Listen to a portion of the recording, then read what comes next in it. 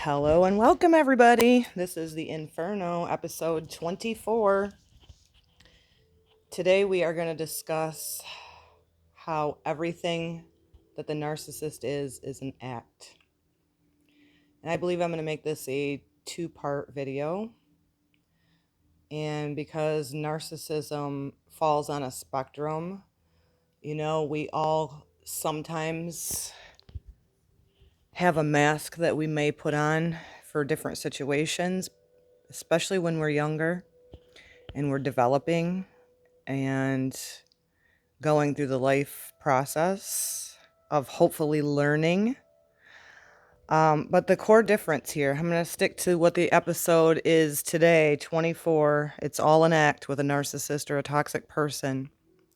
And then I will do a part 2 on how we sometimes act that we are doing better than what we are in the aftermath of a toxic relationship. So let's focus on today, which is from the very beginning. If you've got entangled with a narcissist, they're studying you, they're observing you, they're learning your vulnerabilities, and they're pretty much an empty vessel.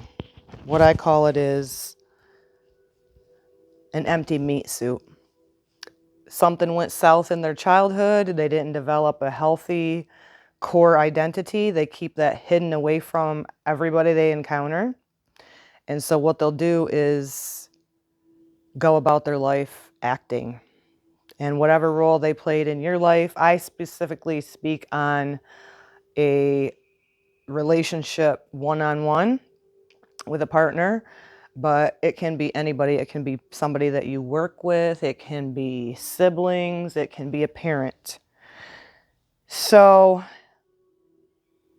they're out searching. We have this core, if you're a person of faith like myself, you may feel like you've always been one that is seeking as well, but you know that it's in the bigger picture. It's in a creator. And then ultimately, when you have this huge awakening, spiritual awakening, you realize that it's all within you. And where that goes really south for a narcissist or toxic person is they're always seeking validation. They're always seeking supply, which is some sort of fuel that they get, whether it be with again, intimate partner, around people at work. You have all kinds of interactions, and they just put on an act. So from the very beginning until the end, when they discard you or you end it, it's an act.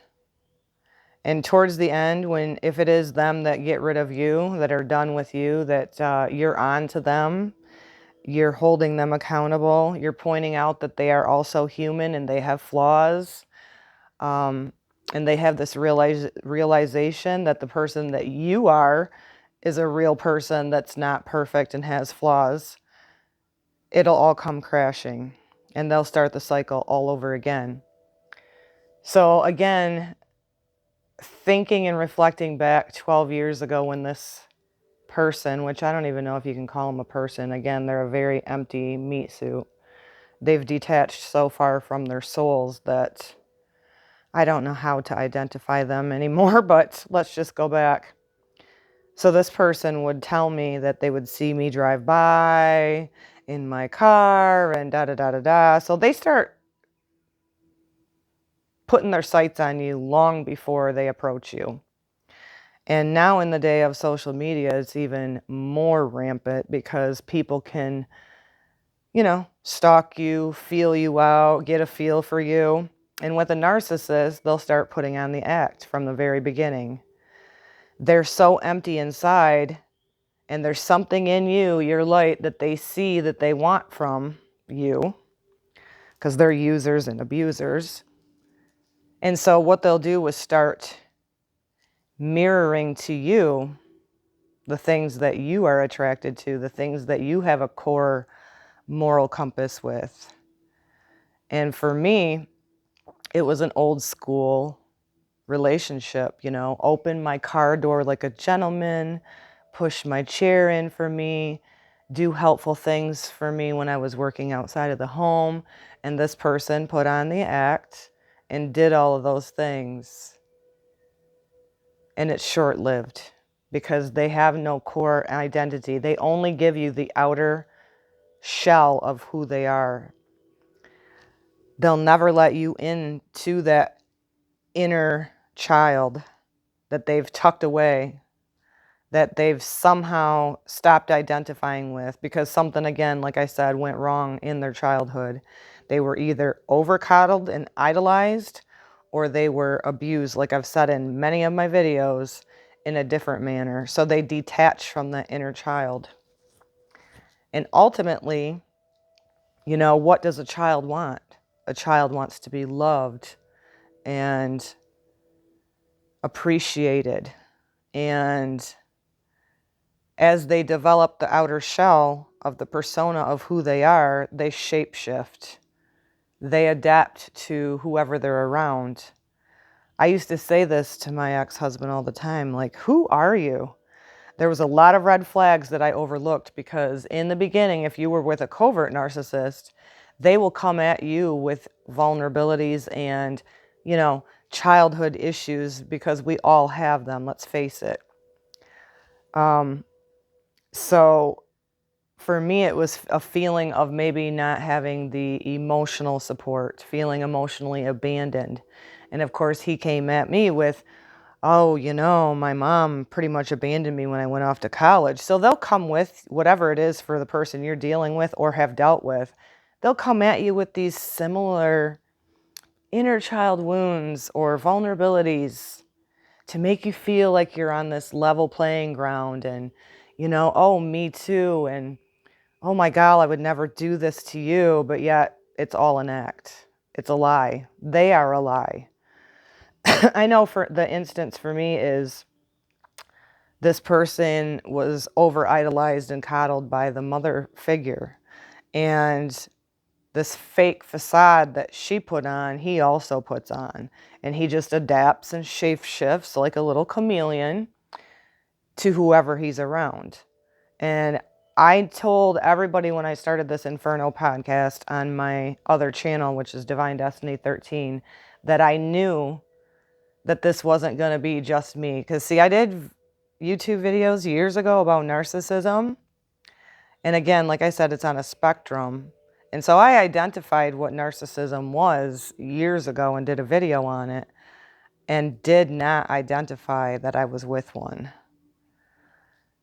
So the act begins from the beginning. And the whole time that you're with them, and it was 12 years for me, for instance, I was never allowed into the inner core of who that person was. And you will never get to that person. When you start questioning them and you start having communication with them and not necessarily pointing out flaws, but just the reality of that we're all humans and that we're not perfect, they'll start attacking you.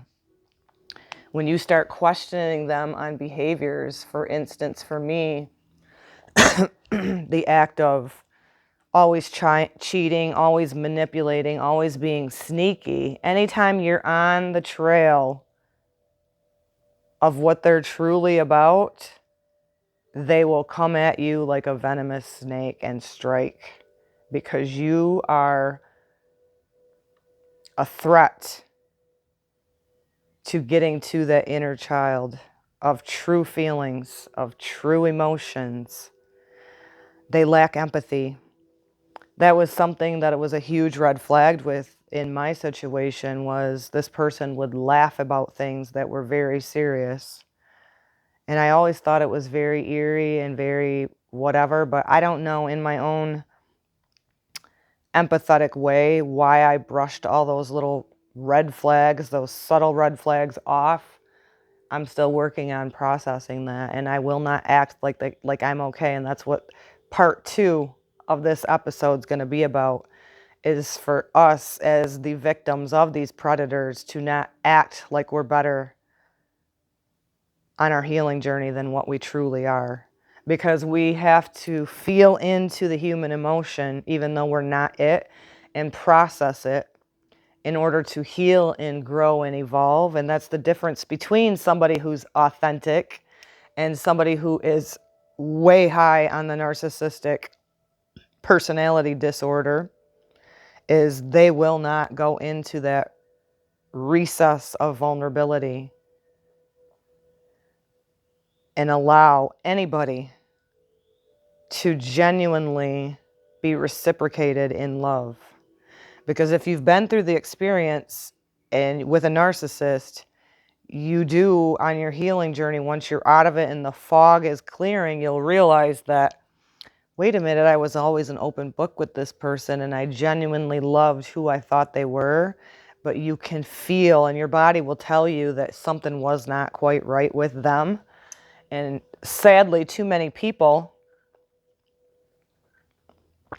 like myself in the past, would trust words more than actions.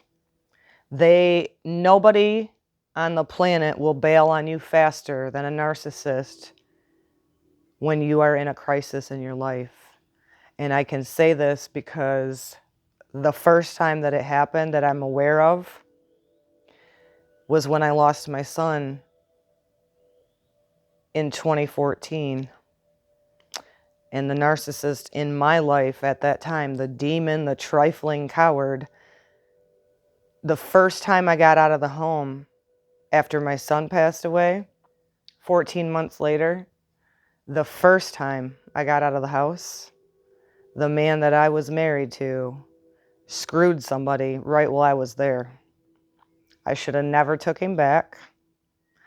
But I'm not going to get into the shoulda, woulda, couldas. I'm going to take this wisdom, this knowledge, and these healthy fucking boundaries that I have forward as the crone that I am, and I'm going to share. That's what this purpose of this Inferno podcast is to save people from the experience of these toxic predators who are so empty on the inside, who are out preying on other people to take on identity traits.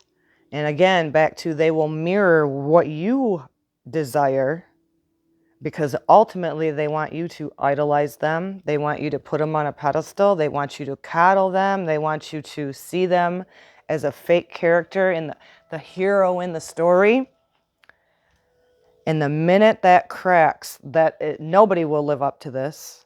The minute that false facade cracks and you start mirroring to them your humanness and their humanness, you will become public enemy number one to these, I call them cowards, basically. I was with a covert that did turn sadistic in the end when he showed his true colors. He had been grooming his coworker, had been screwing her while still at home with me, and started taking on her traits. I talk about this in many of my videos. I will share more in depth with so much that I've experienced in the 12 years of this fake marriage. One-sided, it was very real for me. But with a narcissist, it's never real because it's an act. They're just playing a part in a movie. They will take on one-liners out of movies. They'll take on words, traits around the company they keep, their behaviors, their mannerisms, their shapeshifters. So it's important for you to know your core identity and your moral compass, because these people are masters of chaos. And again, you will never get to the inner core of who their inner child. They will never allow you. They will never be open to receiving the genuine love that you give to them. It's not going to happen. They're always trying to get back to that expectation they had as a child with their mother most of the time, not getting their needs met in a healthy way, and not developing a core, a healthy ego, right? Because I talk about this all the time. We're more than the body. We are spirit in a body. However, there's a time and a place for ego. Ego keeps us from walking out in front of a car, right? But the core identity of a narcissist is so disconnected from, I think they disconnect from their spirit. And so they'll never allow somebody. And if you notice, a lot of them don't cry. And if they do, it's just a fake cry. Some of them, like, look at Amber Heard, her fake crocodile tears. It was so obvious it wasn't something they were feeling. It's something she was mimicking. So remember that it's all an act with them, and you will never get to the core of who they truly are. They will not allow you to get there because they don't even want to get there. That is why a narcissist will never spend time alone in reflection.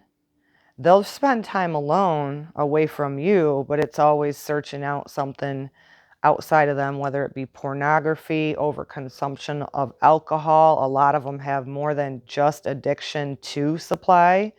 Their supply can come in the form of alcohol, drugs, other people. What I always call it in astrology is, Neptune on the low vibe is escapism. And that's what they do, and that's what they are. They're trying to escape from that little inner child that's so wounded. And it's painful, right? As a person myself, I have inner child wounds too, but I face them. That's the difference between a healthy person that's growing and evolving and having a strong core identity in who they are, and the difference between a narcissist. Because if they do spend any amount of time alone, it's only they love to be sneaky and doing things to try to get, hush hush, fooling other people. They're quite tricksterish energy and quite deceitful. And so their entire being that you witnessed is a lie. You truly do not know who they are.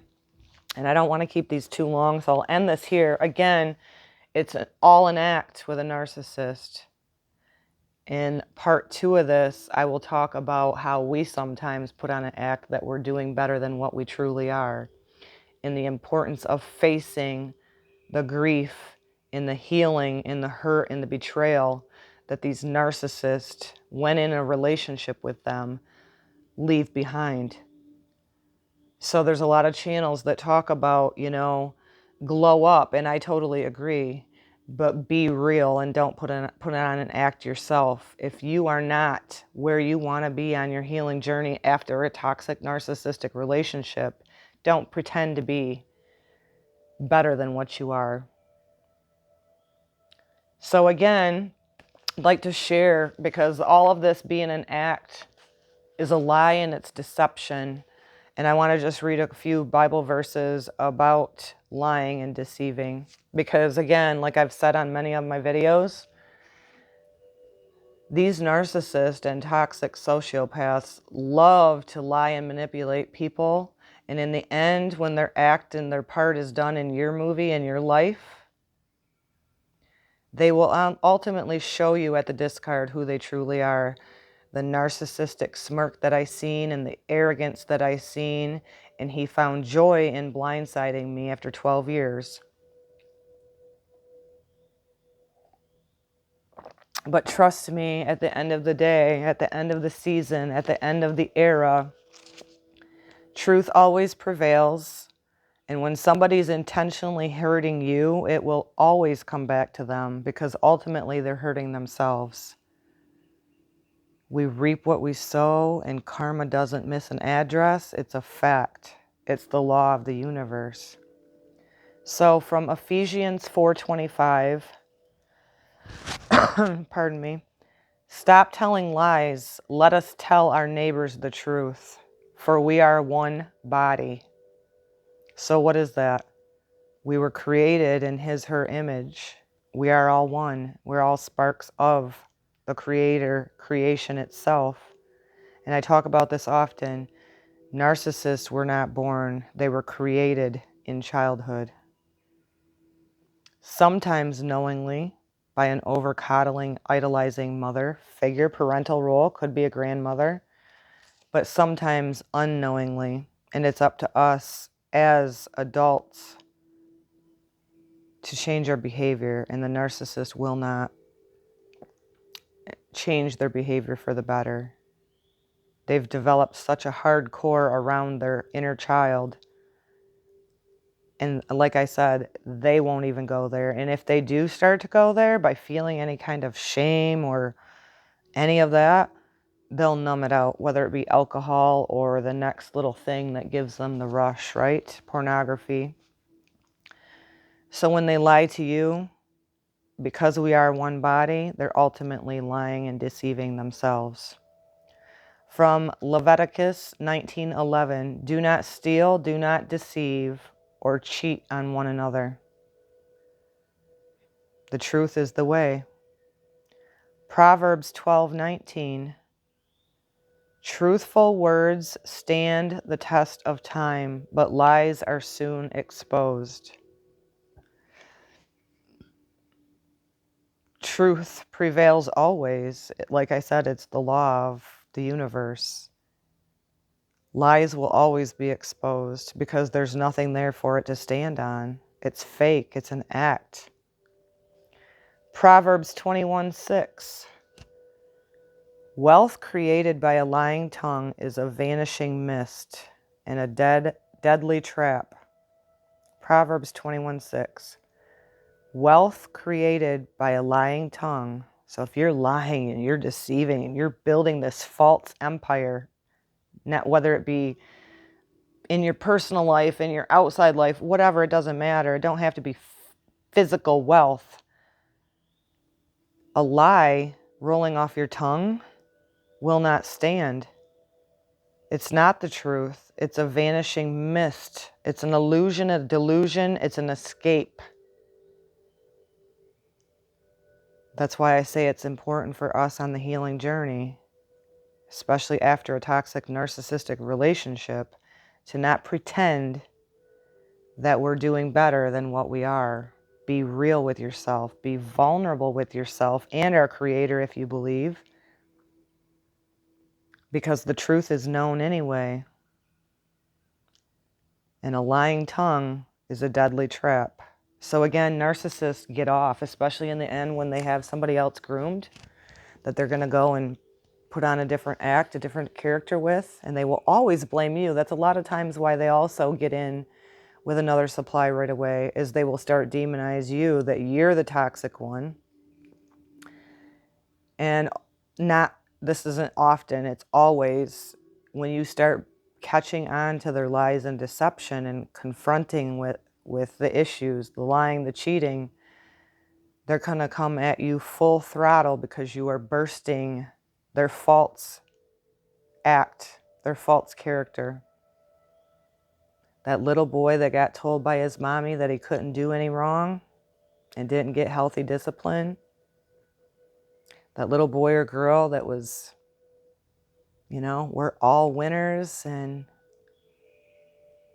you can lie, cheat, steal, and don't matter. You're still perfect. It's all going to come back.